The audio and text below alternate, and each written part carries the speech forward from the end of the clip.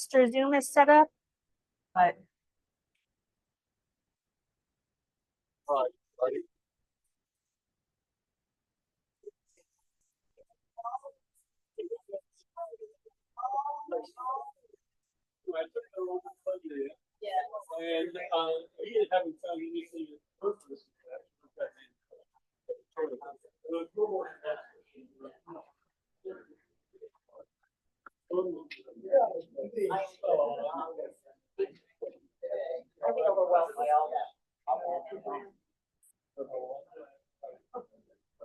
all right. Hello, everybody.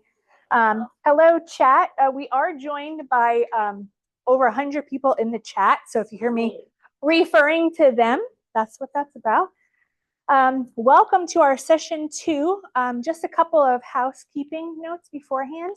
Again, we really do care about your feedback. So if you have time after the session to scan the QR code, or for folks in the chat that are not in the room, and in-house people, we will have a link coming out at the end that you can fill out once you get home as well. My name is Erin Clark. I work for the Virginia Cooperative Extension, Prince William County unit. I'm the Education and Outreach Coordinator, along with the coordinator for the Master Gardener unit. So happy to be with you all today. I'd like to introduce Judy Gallagher. Judy Gallagher has been an Audubon member for more than 25 years. She loves birding, but is most passionate about documenting insects, spiders, and their behavior, and the environment through macro photography. Judy is a certified master naturalist and a charter member with the Prince William Wildflower Society. She has a certificate in natural history field studies from Audubon Naturalist Society. She joined ASNV's wonderful Natural Resource Survey when she retired 5 years ago and spends most of her time roaming natural spaces in Northern Virginia looking for bugs. She also participates in several Christmas bird counts. Please welcome me in joining Judy. If you ever see one, just oh my gosh, put them in my pocket. So, you know, how trees can affect our water, the quality of our streams. This is from a dead log that was just laying on the forest floor, and all the life that can be just on a dead log. We're talking about the poem that was telling you, standing logs, fallen logs also have tremendous amount of life on them. I took that picture of this, the snail wasn't there, and he literally walked over to it. And then I was so focused, you know, and then all of a sudden the snail's coming in. Man, he went through so fast. When he got to the end, I picked him up. Sorry, that's my fault. There we go. You know, the caterpillars. This is the leopard moth, and that's his larval stage. So all these things are all living out there, and they're things that we can restore. So when we're thinking about how, we're going to talk mostly about these two first categories, overstory trees and understory trees. But they're, as I said, part of the system. So how do they fit into this overall picture? Well, what is the overall picture vegetatively? The overall picture in a native system has these 5 categories. So we have overstory trees, high, tall, leafy trees with canopy. We have understory trees. This understory is composed of trees that are by nature smaller, things like flowering dogwood, surface pollinators. These are smaller trees. But in that understory, there are also trees that typically get bigger. They just haven't managed to do that yet. So you're going to have your young oak trees, your young maples, and then below that, we have the last woody layer, which is the shrub layer. And then underneath that, we're going to have our herbaceous layer, which hopefully you're getting ready to enjoy this spring when in our area, the herbaceous layer shines most brightly as all the spring wildflowers are making their way out of the forest floor. So, and that the diversity and the profusion of plants is based largely on the forest type and the geological underpinnings that affect the soil. And then finally, there's a sort of kind of not living layer, but it really is living, the leaf litter layer. So all our organic matter is heading down there. You walk through the forest, you don't see lawn. You see leaf litter. And that's the healthiest thing that you can have. It's vital organic layer, but it's also, we tend to think of it as dead layer because it's the leaves are dead. But in that leaf litter layer, there is an awful lot going on that is full of life. So all these things are things that you should think about fostering on your property so that you can create a more complete system that will help get all that life that we're seeing today going. So Hallie mentioned these earlier, but in kind of a little here scattered here and there. But these are from work that he's done, and I was thinking I'm gonna have to update these numbers because he's coming up with more and more numbers, more caterpillars, more Lepidoptera that are working with each of these genera. But these are the 10 genera of trees that support the greatest number of Lepidoptera. And as he mentioned earlier, oaks are at the top of the list, but the cherries are really good, as are willows and birches. So we won't cover everything that's in here. We're not going to have any hickory or malus, but we're going to have a little bit of everything else. So we're going to go over these, and we're going to start with the overstory trees. So again, these are the trees that are highest in the canopy. In our area, we have a very rich assortment of overstory trees, over 50 different species of the trees that are native that typically live in the overstory. These are really important because of all the plants that you could plant in your yard, although they all have value ecologically, trees are by far going to produce the most biomass. So when it comes to the food, the leaf litter, the leaf matter that insects are going to eat, you're going to get a lot more of that from a tree than you will from a meadow. I'm not trying to diss meadows. Meadows are great, like meadows, but these are going to be their big producers. Okay. These are what you think of as the typical shade tree that you might put in your front yard, but of course they would work anywhere that you've got space. You have to think about space because they are going to take up a lot of room, both under the ground and in the canopy in the air. So you got to think about space. And that means you just take your time, understand what you're getting into and what you're thinking about, plan it out. We'll talk a little bit more about that. So we're going to get started here. And each slide is going to have a similar format to it. That looks like this. And in the upper right-hand corner, you're going to see a map for each one of these. Now, what I did was I basically went on the USDA plants database that is available online. What I love about that database is that you can take the species name, use the scientific name, the genus and the species. You can put it into their search, and it'll immediately bring up whatever species you pick. And when you scroll down, you'll get a map that's zoomed out, and it'll show you maybe like the eastern part of the United States or the whole United States, but it'll show things in blocks. If you want to know whether or not the species you're looking at is native to where you live, to your county, it goes down, you can zoom in. It's county data, which is what you see here. These are all the counties in Virginia, and I included some areas around Virginia. So we got a little bit of Pennsylvania and Maryland, and West Virginia, North Carolina, and such. But it'll show you where there are documented records of that species naturally occurring in your county or your area. The green, the light green, indicates that it's native to that area, so you can immediately see that it's native. If you get blue, that indicates that it's not native to your area, but it does occur within, like it's gotten escaped into nature, gotten away, jumped somebody's fence and made it into a natural area. So you can quickly see whether or not something's in your area. Also, if you don't see, or if you see a white county, that doesn't necessarily mean that tree doesn't occur in that county. What it does mean is that there has not been an official documentation of it. So if you see green all around where you live and a little white hole in the middle, chances are that tree is that species is going to occur where you live. So we're going to start here. We're going to go over these different parameters of what these trees are like. You're going to see under height and sometimes under spread, you're going to see two sets of numbers, the 40 to 60 feet, and then in parentheses, you'll see something like the 90 to 100 feet. 40 to 60 is what you might expect this tree to grow in a developed setting. So if this tree were in nature, that might be more like the 90 to 100 foot range. But in your front yard, because our front yards tend to have really poor quality soils in them, and they're also prone to different parameters, heat, air pollution, things like that, you're not going to get quite as good growth.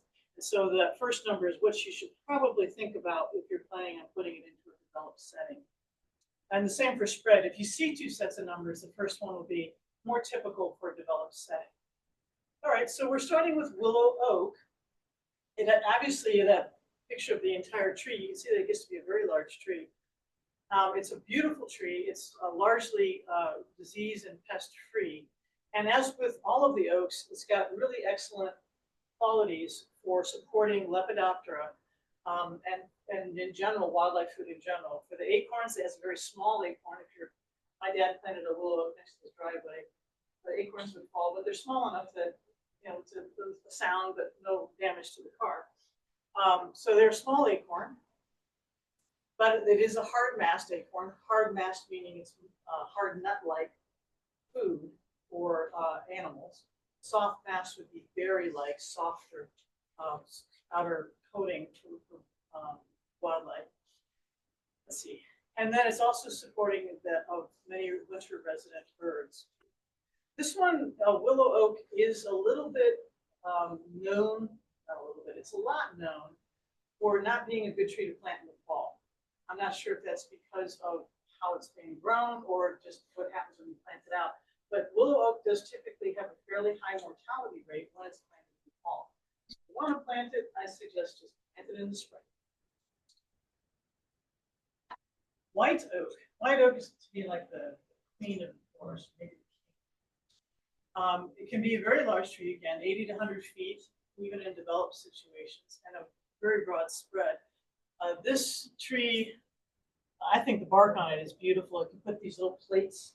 Some of the white oaks will have these long plates of bark that have pulled away from the side of the tree. When I see the white oak with that sort of bark on it, I just think it's a very handsome looking tree.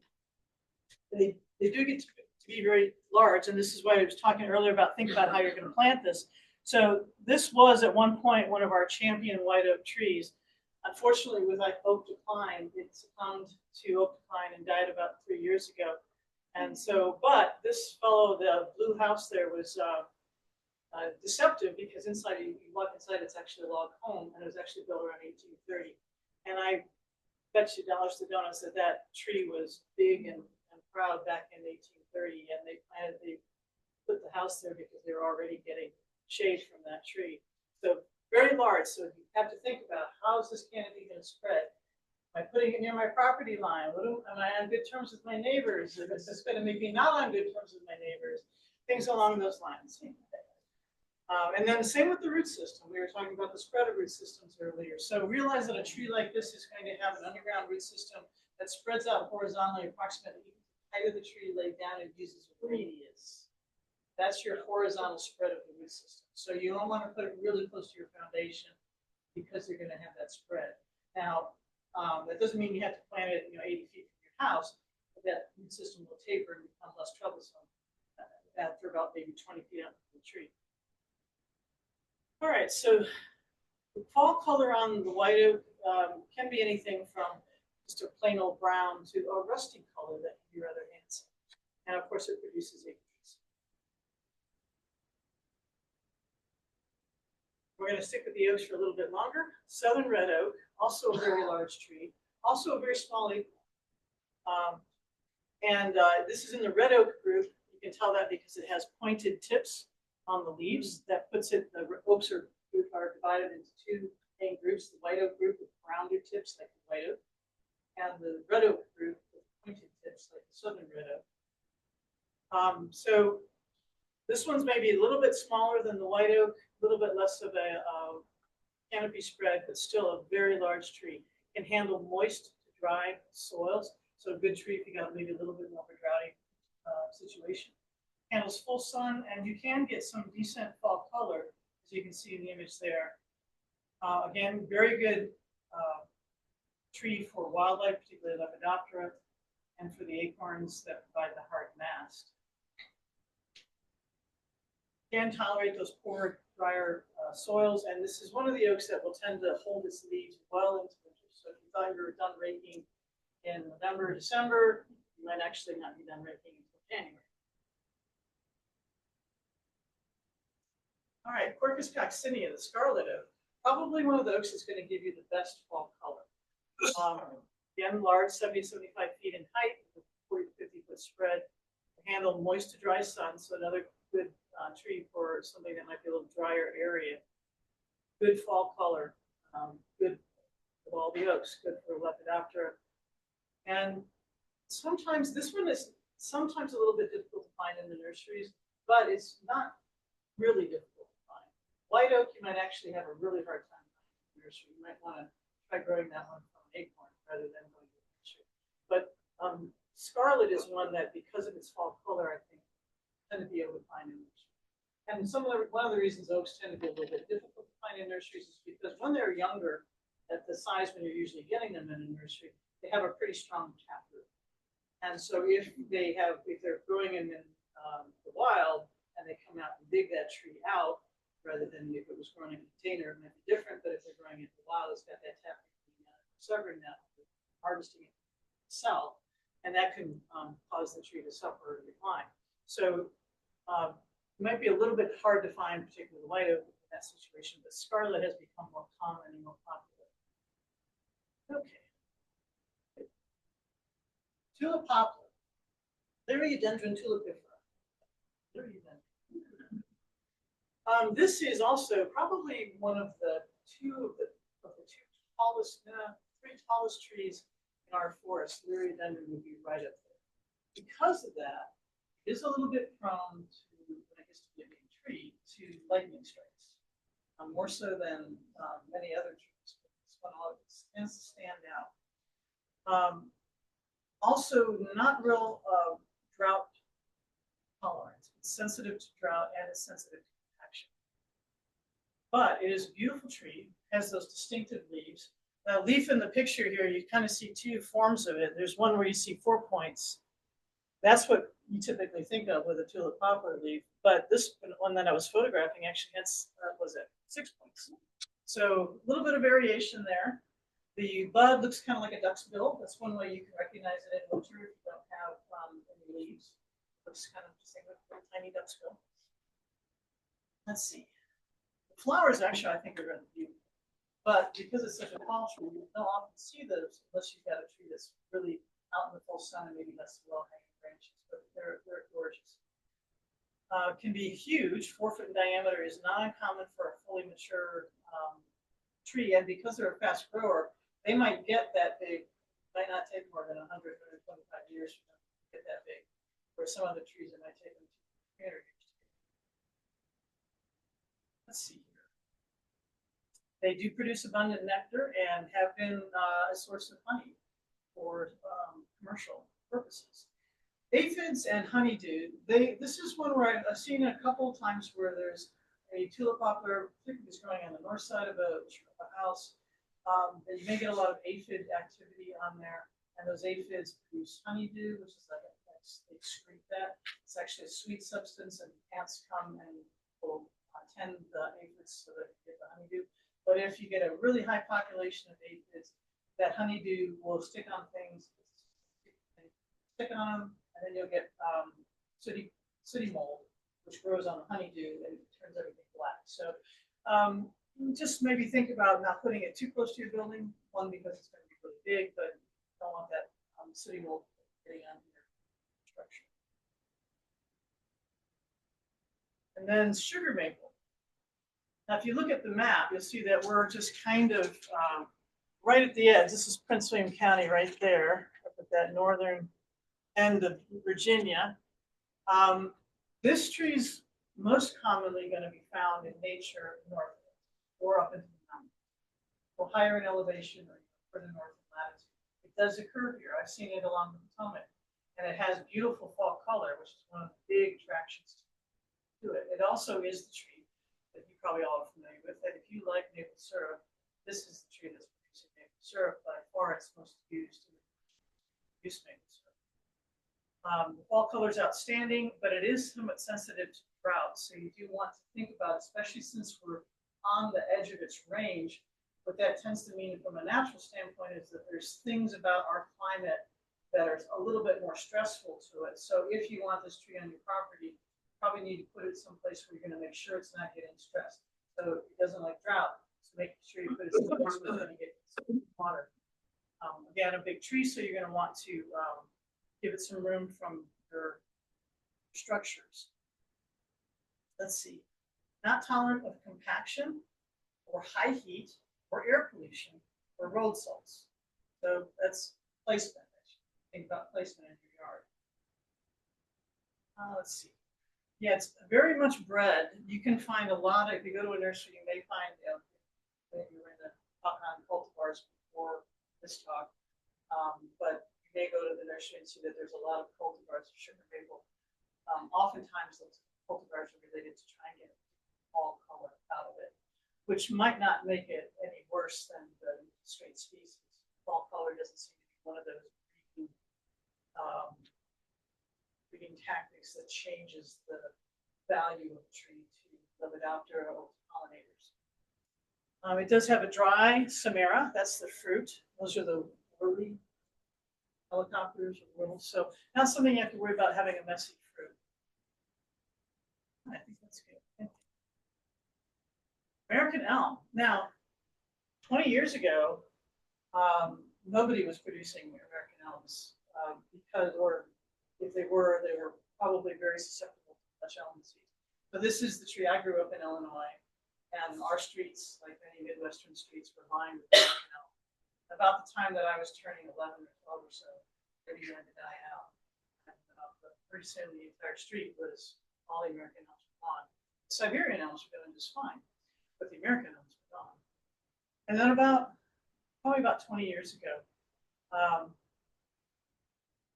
well, efforts were made in which a lot of seed, when they saw that the American elm was dying, a lot of people concerned about trees and native plants were collecting the seeds from these all over the place. They collected them, they began to grow them, they began to test them for resistance to Dutch elm. And what they found was that they came up with at least two varieties. They're down here at the bottom. Valley Forge is one, and New Harmony is the other, and both of which have been shot up with Dutch elm disease. That's a fungal infection, and shot up with that, and they respond really, really well. So they're highly resistant to Dutch elm disease. And now these varieties, amongst some other varieties, are available commercially. So while 20 years ago you might not have been able to put this into your yard, today you can't. And these varieties they're planted around the government center. If you go over to the government center, we had some put in about 15 years ago on some of the grounds there, and now they're 25 feet tall or so, and they're looking a lot like American elms. Okay, this is a very good tree for any kind of polluted environment. They're often used to see them on the Constitution Avenue, lining Constitution Avenue downtown DC, because they can handle road salts, air pollution, handle compacted soils. There's a lot of, it's a tough tree. So if you got a tough spot, this is a good one, good tree to put in there. Let's see, over 500 insect species are believed to utilize American elm. Okay. Now we're going to move down to slightly smaller trees, medium deciduous trees. We're going to start again with some oaks. Quercus bicolor, that's swamp white oak. It has a leaf that, if you're familiar with chestnut oak, it looks something like a chestnut oak leaf, only it's more broad. The chestnut oak leaf is more elliptical, wide in the middle, whereas swamp white is wide toward the tip. Also, an easy identifier for swamp white oak is that the acorns have this long stem. None of the other oaks in our area have a long stem like that. It's called a peduncle. It's like the petiole of the leaf, peduncle, the fruit. So that long peduncle helps identify that as swamp white oak. Similar bark to the white oak, may easily be used. A little bit smaller, as I said. Fall color is okay, yellowish to brown to russet. Not really great, but same values for any Lepidoptera that all the oaks have, and birds and mammals. And it's, even though it's a swamp white oak, I think it has to have a lot of moisture, it's actually fairly drought resistant. It's true of a lot of, not all, but some trees that grow in very wet areas, they actually handle action and they handle drought fairly well. Black cherry, that got a lot of press during Halloween's talk, right? And it's one of my favorite trees. I'm also do woodworking, so if you're an all woodworker, you're into furniture, our native black cherry is the cherry that produces so much of historically cherry furniture that is adorning and gracing many homes. It has, when it's the bark, when it's very young, it's pretty smooth and actually looks a lot like a birch, like black birch. But when it matures, it has this dark gray, scaly look to it. It does produce a cherry fruit, and that is a soft mass berry. Some people might think, oh, that's going to make a mess wherever I put it, but what I've found is that birds love it so much, it doesn't last long enough to be a mess. They're going to pick it clean, and you don't have to worry about it. And of course, that's the flower, this long raceme, this long conical flower, which is really lovely.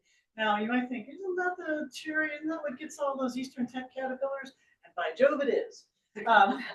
And celebrate that, okay? Because one thing that you can, so the eastern tent caterpillar, if you're not familiar with it, is that caterpillar that forms those white tents in the fall and spring. And what's happening is that the eastern tent caterpillar, the larvae are just emerging, timed with the emergence of the cherry leaves. So when they're little tiny caterpillars, they're finding little tiny leaves to chew on. I never worry about this on the eastern tent caterpillar, and sometimes they can completely defoliate the cherry. I tend not to worry about that unless I know my cherry is suffering from some other stressor. If it has more than one stressor hitting at the same time, say drought plus the eastern tent caterpillar, that could be an issue.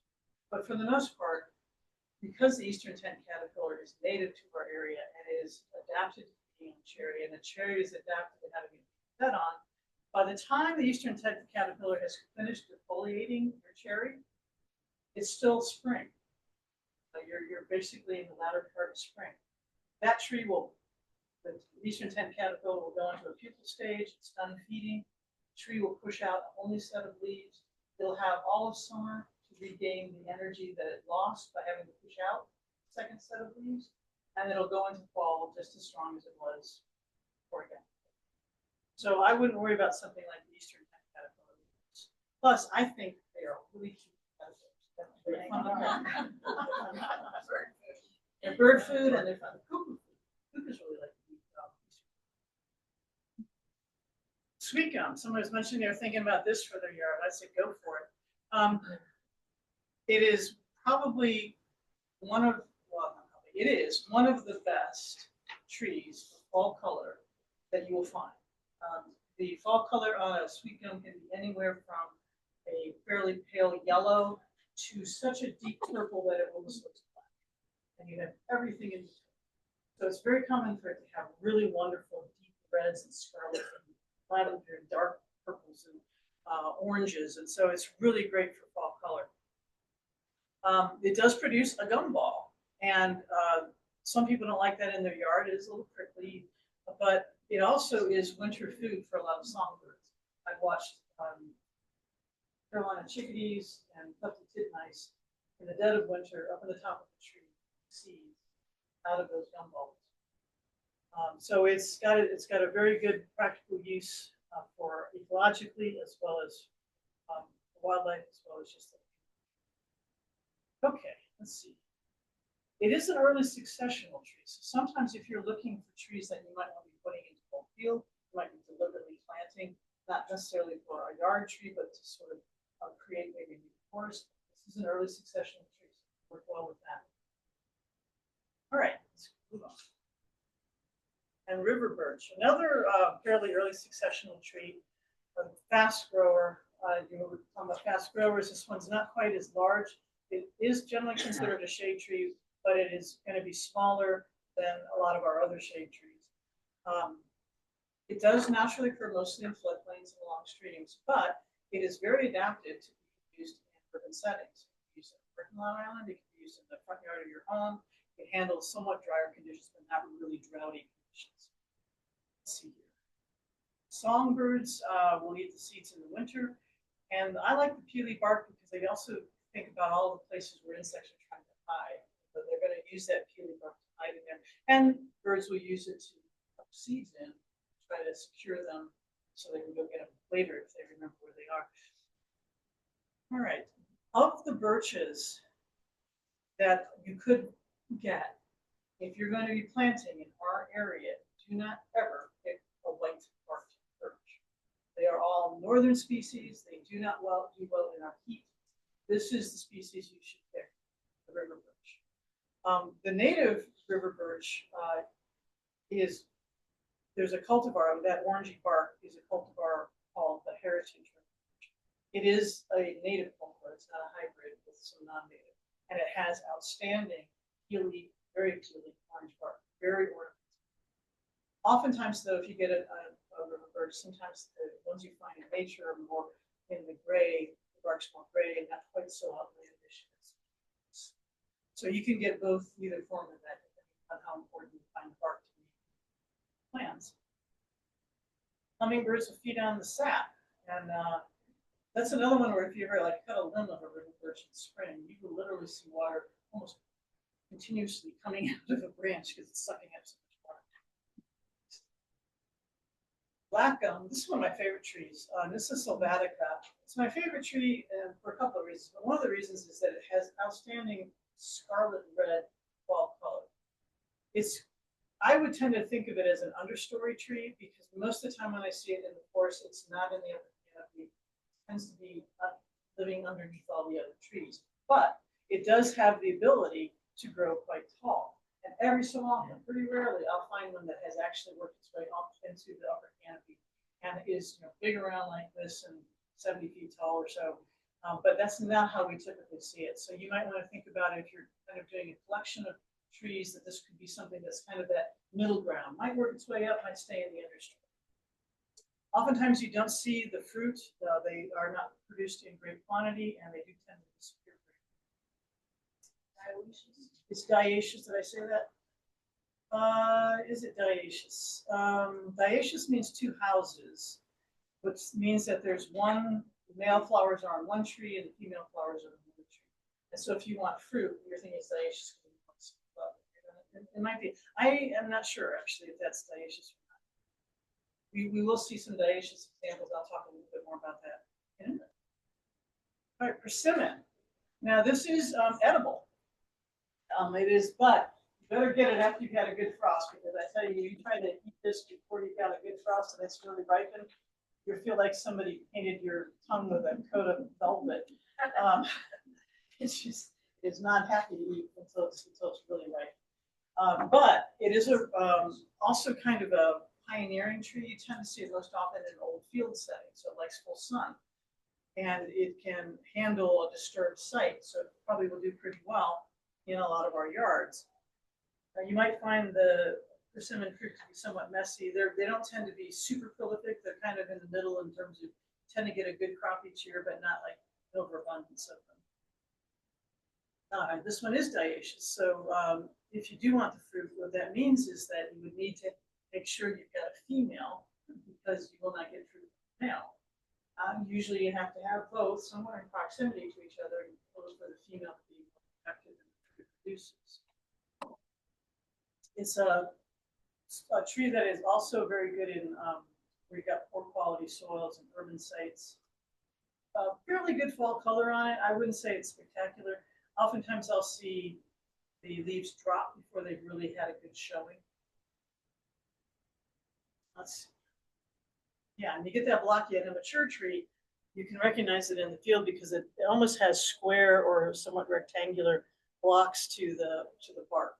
Very distinctive once it gets mature. It doesn't look like that when it's young. All right, black willow. I do a lot of nature photography, and when I encounter a black willow, it's a really good tree to kind of take a look at it, take a real good look at, especially in the spring if it's in flower, because you will find this to be a very birdy tree. I think because there are so many caterpillars that are up in the canopy, both feeding on the twigs or feeding on the flowers or leaves, and the birds know it, and they definitely check it out. That oriole was photographed in spring during migration, and it was finding the tiniest little yellow caterpillars in amongst the flowers. And that was not the only species of bird to be visiting that. So many birds came by to check out the willow tree. It has a long, narrow, lanceolate leaf. Looks very similar to a willow oak. The willow oak is called a willow oak because it looks like a willow leaf. This is the only tree that I would say you can feel comfortable that if you have standing water or an extremely wet site area from your yard, you could plant this in. I can handle standing water for long periods of time. Let's see. Which this is not one though that can handle dryness. So once it does need to have either wet or moist soil. Okay. Oh, let me go back one. I also think what you're seeing here in this picture of this grouping of trees, it's something to keep in mind. This is not going to be a tree that you're going to make your HOA really happy and plant it in your front yard, because it's not going to be particularly aesthetic. They often have multiple stems. They often are leaning one way or another, and they're not particularly long-lived. So I tend to think of this as something more that I would use at an edge of a forest or edge of a stream, edge of a wet area, or if I'm naturalizing an area, I would use it. All right, now we're going to move into the understory. And one reason, the overstory does house birds, but the understory and the shrub layer are really two areas that really a lot of birds will nest in the understory, and they'll nest in the shrub layer. And because of heavy deer browse in our area, the understory trees almost as much as the shrub layer. The shrub layer really gets eaten up by deer, but the understory layer is one that's oftentimes missing because of deer pressure. So it's a good idea to think about how can I supplement that. That's oftentimes a missing layer. You might, if you've got already big trees on your yard, and you bought somebody that already got big trees out there, you might just think about putting that in the understory. Right. I'm not sure I'm looking at time, but that's the tail of a blue-gray gnatcatcher. And that little nest is covered with lichen that it's pulled off various plants. You make them as spider webs. It's very, you ever see one of those nests? They're very elastic. You can easily see how the birds can get in there and grow, and the nest kind of gets pushed out as they grow. It's very elastic. All right, flowering dogwood. Who doesn't know this one? Huh? So in our area, this is a very common native tree in our understory of our forests. You can find it in the nurseries with the white flowers, which is how you typically see it in nature. Or you can also find pink varieties, or even some are so dark they consider them red varieties flowering. And I think this might be one of the things where I have not checked to see how much that coloring might be affecting pollinators, but you might want to think about it. In Connie's class, she talked about a hydrangea that had faux white bracts like that would attract pollinators, but there wasn't any food in those little false flowers. It was there to catch their eye, and then they would move into the smaller flowers that were actually where the pollen was. Because this is not white, and the pink varieties of it are not white, and they are instead pink. I'm not sure. This may be largely pollinated by moths. I'm not sure about that. If it is, the fact that you've got pink flowers could be a factor in moths being. They're mostly the white flowers. So, but another reason the pinks are more common, not only because of the color, but also some of the pink varieties are more resistant to the dogwood and dogwood viscola. Not all resistant varieties are pink. There are some white resistant varieties. I believe the Appalachian Mist or Appalachian Spring, I'm not sure, is one white variety that's bred for disease resistance, but also maintains the white flower. Let's see. Good rusty reds on the fall color, and you can see those berries. These are very, very good for wildlife, particularly migratory birds. Yeah, because it's an understory tree, we typically put it out, or you see it put out. But that's not how it lives in nature. Nature it was almost in full shade. So if you're going to put it on and you're going to plant it and you put it out in full sun, that is going to be a stressor on the tree. It may actually mean it's less likely to get Scubitus because that's a fungal disease that likes the moisture. But you're also stressing it without full sun. So my suggestion would be put it someplace where it's going to get full sun in the morning, early day, and then shade. That's probably the best siting. There were some anthracnose resistant There are anthracnose resistant cultivars for flowering dogwoods, and they may be either pink or white. So think about what Do you know any disadvantage to using those? only what I mentioned with the pink flower. Yeah. If it's a moth pollinated flower, Right. which I think it is, then it may not attract as many moths because of But the white. there are white varieties as well that are disease resistant. Okay, so Cercis canadensis, everybody I think knows this heart-shaped leaf, beautiful heart-shaped leaf. That is the signature, basically, of our red buds.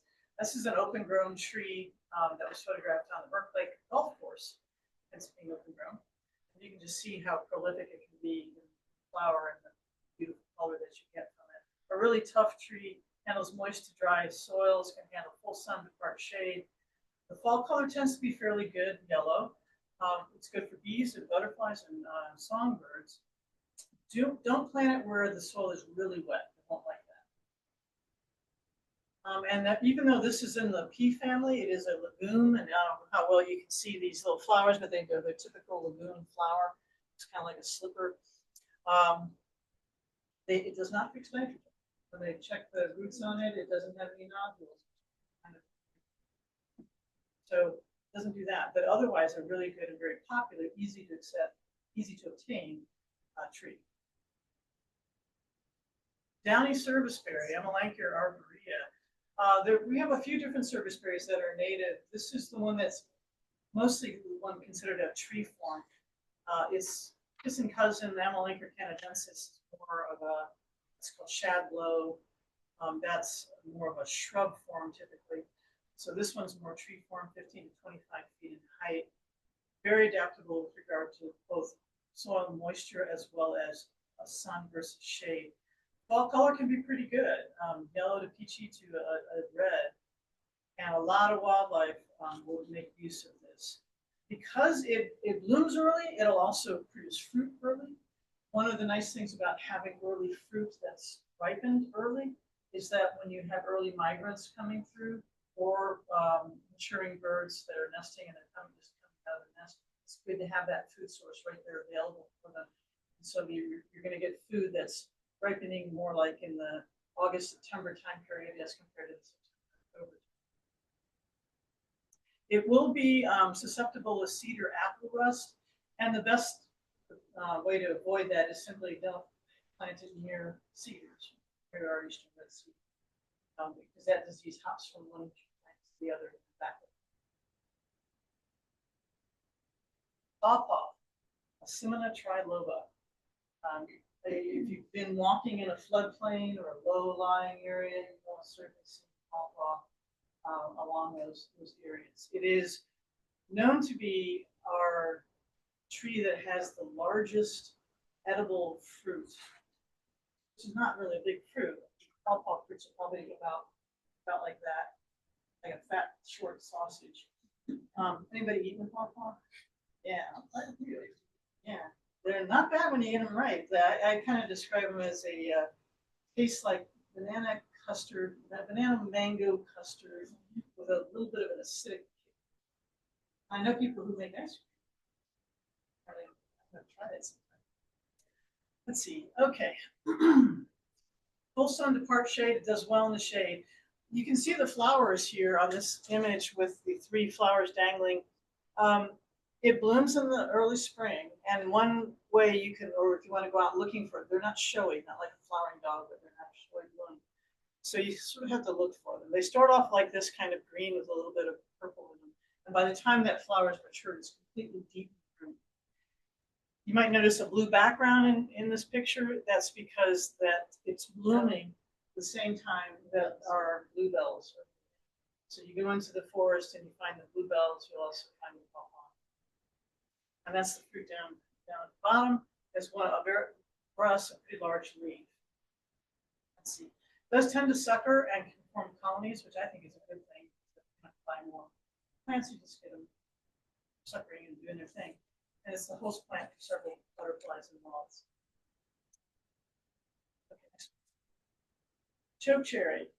Now this is another one kind of like the black willow that you probably don't want to feature because it tends to be a bit, it's a good plant, but it's going to be one that profusely suckers and can produce a lot of fruit.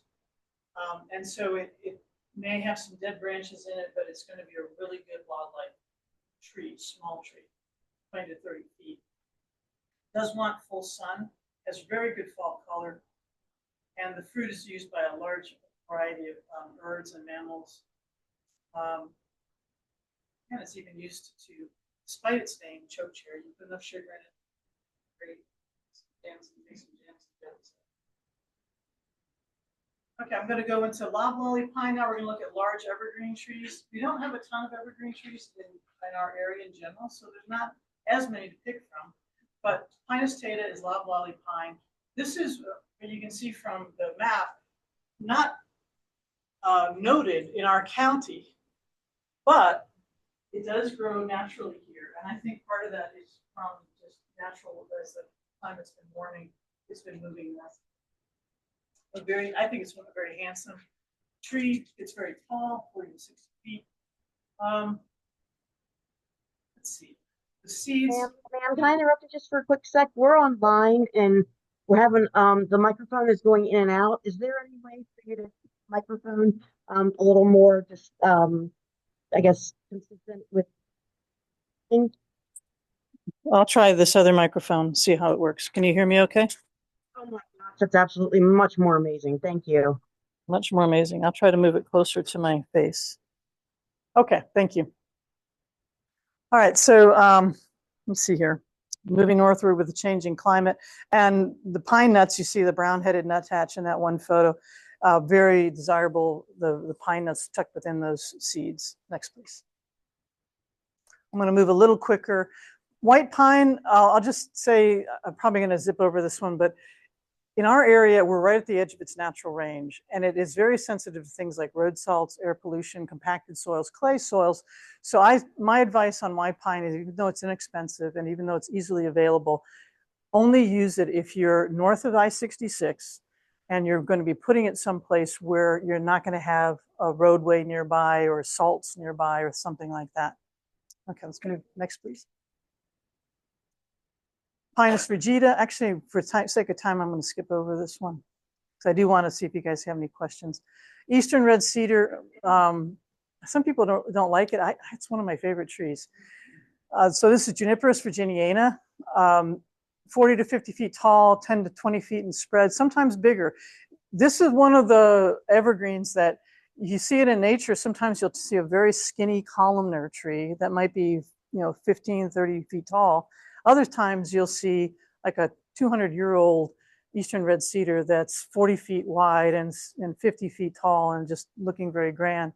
So it's got a lot of diversity in how it forms. And so because of that, you can find cultivars in the nursery that are narrow or that are broad or varied. It is dioecious. And so it produces these the females will produce these little bluish berries that are very much desired by birds. That's how it gets around. This tree is common as a pioneering species in old fields. And the way it gets there is all the birds love those berries. And so they're feeding on it and then spreading it around in the fields. I think the bark is very handsome. It is basically disease resistant. There's almost nothing that'll attack it. And if it does, it's not a big deal. And then it's also very tough environmentally and a great place because of its evergreen nature for birds to find cover. I would use eastern red cedar in place of leyland cypress every day of the week. Leyland cypress is not native. American holly, Ilex opaca, beautiful evergreen tree, not a conifer. This is a deciduous, quote, deciduous tree, but it is evergreen. Has that beautiful, thick, leathery, waxy leaf with the spines coming off of it. There's a very small flower that's really not all that noticeable. But if you have a female, again, a dioecious plant, if you have a female and it produces those red berries, it'll look really, really handsome. Makes a great winter tree. Another one where if you want to plant it and get berries, you may need to work with the nursery to see if they can tell you whether or not you've got a female tree or not. It may be that it's produced some flowers and they can tell by looking at the flowers. It may be that there's a particular cultivar that they know happens to be female. But if not, probably get like 3 of them, and chances are at least one of the 3 is going to be female. Likes acid soil and is a wonderfully long-lived tree. And then arborvitae, another evergreen that is not really native to our area. As you can see from the map, it's just outside our area, but it does very well in our area. And because we have such a limited number of evergreens in our area, you can plant it here and you're probably going to get all the benefits that you would if it were a couple counties over. I'm going to go quickly because I'm running a little behind. I do want to mention Sweet Bay Magnolia. Now this is, we're toward the northern end of its range. And where we are here, it doesn't tend to get really tall. It maybe gets in the 15 to 20 foot range. But as you go south in the United States, it'll get taller and bigger and fuller. It's more of a southern species than where we are. But it does live here. You will find it occasionally in the woods. And I think it has an absolutely beautiful flower that is well worth putting in your landscape and enjoying. It's a sweet lemony smell to it. That flower is probably about that big, about as, like 3 inches across or something like that. It's gorgeous. Can tolerate occasional flooding. And because we're at the northern ends of its range, you have to consider it semi-evergreen, meaning that if we have a really cold winter like we've had this year, it's likely that it will drop its leaves. Otherwise, if you have a milder winter, it may hold its leaves throughout the winter. Yes, it does. Okay, I just want to mention the leaf litter layer because trying to think about planting in your yard as a system. Oftentimes we might take those oaks, Doug was telling me, he was talking about the value of oaks and how many Lepidoptera use oak. So one thing that he didn't mention today, at least I didn't catch it, was that when you have, say you put an oak in your yard and you've got all these Lepidoptera coming to feed up in the leaves and the canopy. Well, they've got to go someplace when they pupate. Some of them will stay in the canopy, but by far most of them, 94% of the caterpillars that are feeding on those oak leaves are going to drop down to the forest floor once they're ready to pupate. And they're going to want to pupate either in the leaf litter layer or just in the soil surface, just under the soil surface. Well, if you've got lawn under your oak, that caterpillar is dropping down and it hit the soil that's hard as a rock, and it doesn't have any leaf litter that it can hide in.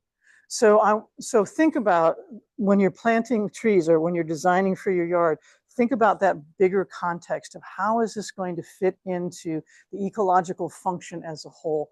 And the more you can make your landscape work like a natural forest, the more healthy and the more productive your yard will be. Let's go to the next. I was going to talk about how to get stuff, but since for the sake of time, Plant Nova Natives, if you haven't heard their name 5 times already, maybe you will now. That's a great website to go to. They have a lot of really good information on there. And then there's local garden centers. These all came out of my backyard. I have a perennial garden, so I didn't want shade trees in there, but I had like 10 different varieties of trees growing up in my perennial beds. So they all got planted up. Let's see, next. And different stock that you can get. Next. How much time do I have? All right, I'm going to stop here. Connie Schmatzer, she did the talk on nativars or cultivars and their value, what to look for, are they still ecologically viable? She also did a good section in her recording on how to go to a nursery and find a true native plant. I was going to go over that here, but she's already gone over that. So since I'm short on time, I would just say, check out her talk. It's the one on cultivars and nativars. And you'll have a really good, toward the end of it, she goes into a really good description of how to do that. So now we only have a few minutes, but let me just say, do you have questions? Yes, ma'am, in the back.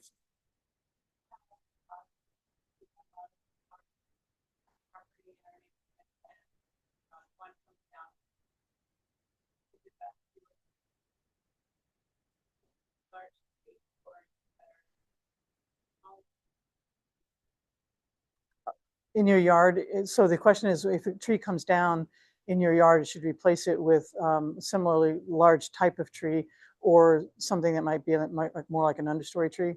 So let me ask, in your yard, is it more like a forest or more like a lawn? Forest. If it's more like a forest, then I would say just let it go naturally. You've got so much seed activity coming down from the existing trees. Then the only thing you need to really watch out for are non-natives coming in and trying to take advantage of that opening.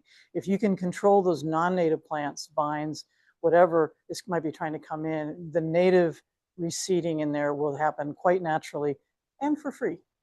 So, okay. Yes, ma'am. Leaf litter. I leave the leaves, particularly in my planting. But I live in a community that is likes everything to be tidy. So I have to kind of walk a very fine line between what they want and what I want. My question is, because I've never really been sure of this, is when am I allowed to tidy my beds without destroying / disturbing the insects that are overwintering in that leaf litter? All right, so the question is, I've got leaf litter, my neighborhood wants it tidy, but I want to know when I can go in and tidy it up without destroying the insects that might be living in there. Mm-hmm. And they don't give me a hard time about that. Yeah. But I do have to go in and tidy it in the spring. And tidy means removing the leaves? Well, yes, to a certain extent, Mm-hmm. because that leaf litter is quite deep. Yeah. You may need to wait until I'm thinking more like May, maybe even June. Yeah. I think that's too. It is for many. Yeah, I would say, but I might also read about that more because that's not an area of my expertise. So I would think May would be safe, but it might not be. Okay. Yes, ma'am. If I have American elm volunteering in my woods, is there a decent chance it could be a resistant to the Delft-Jones disease? Is there a decent chance that American elm naturally regenerating in your woods is resistant to Dutch elm disease? No, I don't think it is. I don't think that's a very likelihood because these resistant varieties, to the best of my knowledge, are only being used in very landscaped settings. And the disease is still out The there. disease is still out there. Yes, ma'am. Mostly it's the white oaks, but it's red oaks also. There's oak decline is affecting a tremendous number of our mature oaks. I would still plant oak. I wouldn't hesitate to plant oak because hopefully people are always working to try and solve these problems. And so hopefully by the time some of our oaks that are going in the ground now are that old, we'll have solutions for that issue. But it's mostly the white oaks, although particularly white oak, Quercus alba, but also some of the red oaks as well. Is there somebody online? Do you happen to know that the USDA website is still working? Oh, I was on the database website yesterday, so yes. Any questions for online before we wrap up?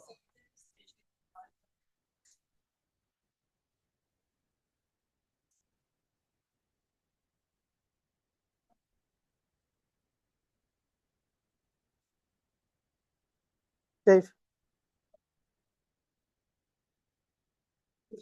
Cultivars are commercially available. Yes, the two cultivars I mentioned. Yes, yes, yes. American elm, it's called New Harmony or Valley Forge are good candidates for street trees. You do want to have a wide enough space to put them in. Right, you probably want a smaller tree. We have Siberian elms. Yeah, right. So American elm is. It's a very good street tree. You get. Yeah, I recommend red maple. Yeah. Seedlings and saplings for black oak. I would go to a company that does restoration work. Probably search online for like tree seedlings or saplings and go with a company. I don't know if I can give you names, but I'm just not sure if it's appropriate for me to give you names. But as the county's arborist, we did a lot of reforestation, and we probably had at least 3 different companies that I can think of. Some local, some up in Pennsylvania, that sell tree seedlings in large quantities. So if you're not buying them in large quantities, you may need to go there because they probably wouldn't ship them to you, but just go to them and seek those out. So restoration companies. You could also try the Virginia Department of Forestry and see if they have anything. They have bare root stock. All right, I'll be around.